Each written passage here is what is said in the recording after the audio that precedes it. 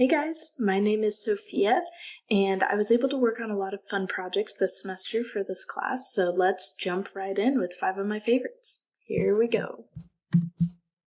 So for my first project that I want to show you, I chose the project that we did for our third Photoshop assignment, where I took 2 photos, this picture of the mountains and this picture of the northern lights that I took, and combined them into this photo. And it was a really fun project to be able to work on and figuring out what parts to combine of each image. I would say part of the difficulty in editing this was editing the photos themselves in Photoshop, like figuring out contrast and things like that. I find it so much easier to edit photos in Lightroom and then bring them into Photoshop to do the more artistic blending of photos and things like that. So that's one thing that made it tricky, but it was also a good practice. As for the criteria for this assignment, I enjoyed it because it gave me a chance to be creative in coming up with images to combine while also providing room for a little bit of simplicity as we learn to compile 2 images.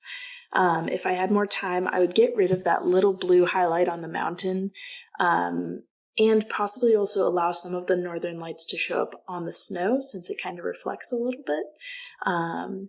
But yeah, those are some changes that I would make if I were to redo this image. So for this second project, I took 2 images that I had taken, one with more detail on the trees and one with more detail on the moon from the same location, and wanted to combine them. So that's one thing that I was excited about doing. And one of the challenges was just getting the photo to blend properly and getting the moon and the lighting to all come together and the branches line up. So that was a challenge. And then there wasn't specific criteria because I'm pretty sure I did this for one of the skill building exercises or for practice.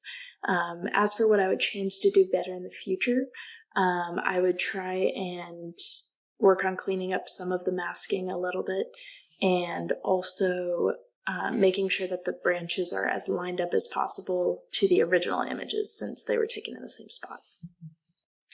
So the third project I want to show you is a double exposure skill building exercise that I did. I have seen double exposure images before and have wanted to make one. That being said, it would be so much harder. I always thought it would be so much harder than it actually was, but it was actually pretty easy and quick. The majority of the work was completed by changing the blending mode and erasing parts of the beach landscape layer. It was a while ago, so I don't remember any specific challenges, especially since it was just following step by step. There also wasn't really criteria since it was a skill building exercise. If I were to do it again, it would be awesome to try shooting and editing the double exposure with my own photos. For the fourth project that I wanted to show you, we're going to jump on over to Illustrator. So this is the shape building skill build exercise, and I really enjoyed it. Even though it was very simple, very straightforward, and step-by-step, it was something that was really beneficial for me.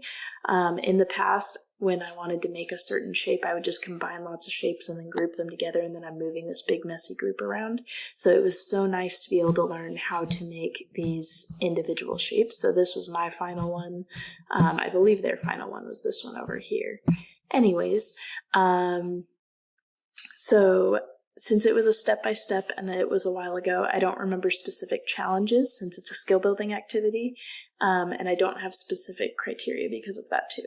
So one thing I might change would be adding my own creative twist to personalize it or make something new instead of just following step-by-step. So finding a new shape to make.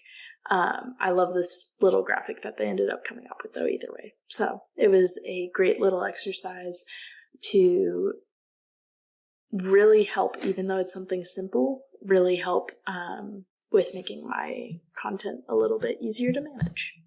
So for my 5th project that I want to share with you, I would say that the logo recreation assignment was probably one of my favorites, and the one that I had the most fun with. I loved working to find out how to mirror and replicate the logo that seemed simple at first, but has much more detail than expected. One challenge I had was getting the gradient to start at the borders of the apple as opposed to just placing a circle gradient inside of the apple. When I used just the circle one, it didn't rightly shade the apple since some of the edges weren't circular, so it was kind of lighter down here, and then it would darken at the edges here, but down here it would still be bright. So it gave me a good chance to be able to fix that, and that's when I found out about how to use a freeform gradient to connect dots so that it moves the gradient into specific shapes. And I liked that we were able to pick any logo we wanted to recreate for this exercise, which is one thing I appreciated about the criteria. And if I had more time, I would put a little more work into brightening the apple a bit more and adding just a tad more dimension to the highlighted portion on the top of the apple. But yeah. So next we are going to take a look at my InDesign magazine. This was difficult, but also a fun project. My biggest challenge with the design process is coming up with ideas, but as I develop, coming up with ideas efficiently, but as I develop the main layout, it starts to get easier. I included an embedded YouTube video and an animation for the cover, along with a hyperlink on the last page. I love and am amazed by nature and how it points to the creator, which is why I called my magazine Wonder, where this talks about why we should wonder, talks about some of the science and proof and evidence for a creator, some of the critters of creation, the gospel, and a little bit about me. While I have used Adobe softwares for a number of years, digging into some new platforms and learning about tools that simplify the design process and help keep it more organized was a great opportunity. It was super fun to have a creative outlet this semester that provided me with a way to challenge myself since I haven't worked on many design projects. Anyways, that's a little bit about my semester. I hope you all have a great summer and never stop creating.